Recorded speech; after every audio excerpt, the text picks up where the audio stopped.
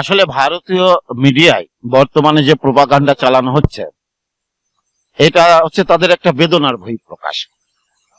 সেই বেদনাটা হচ্ছে কি, শেখ হাসিনার পরাজয় হয়েছে, শেখ হাসিনা পালিয়ে গিয়েছে, এবং আমরা যেটা শুনেছি যে ভারতে আশ্রয় নিয়েছে। কোথায় আছে, কিভাবে আছে, সেটা আমরা জানি না। তো এই পরাজয়টাকে, শেখ হাসিনার পরাজয়টাকে তারা আসলে স্বাভাবিকভাবে মেনে নিতে পারছে না। এই জন্য আমরা বিভিন্ন সময় দেখেছি, বিশেষ করে আওয়ামী লীগ যখনই তারা একটা সংকটে পড়ে, তারা একটা সাম্প্রদায়িক রাজনীতির ইস্যু নিয়ে হাজির হয়, বিশেষ করে ভারতকে খুশি করবার জন্য এবং বিশ্বের বিভিন্ন গণতান্ত্রিক দেশকে বোঝানোর জন্য যে বাংলাদেশে সাম্প্রদায়িকতা আছে, মৌলবাদী আছে।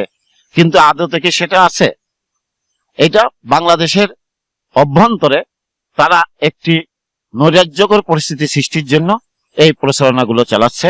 আমি তাদের প্রতি আহ্বান জানাবো যে তারা যেন বাংলাদেশের জনগণের বিরুদ্ধে অবস্থান না নেন।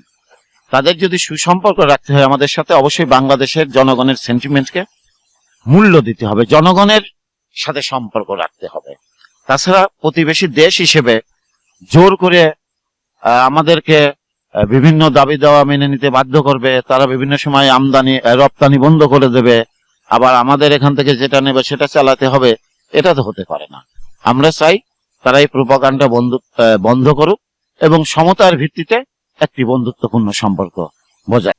তা আমি মনে করি এইগুলো যাচাই বাছাই করে বলা উচিত। যারাই বলো, ভালো মতো যাচাই, স্পর্শকাতর ইস্যুগুলো দায়িত্বশীল মহল থেকে যাচাই বাছাই করে তারপরে সেই সম্পর্কে মন্তব্য করা প্রয়োজন।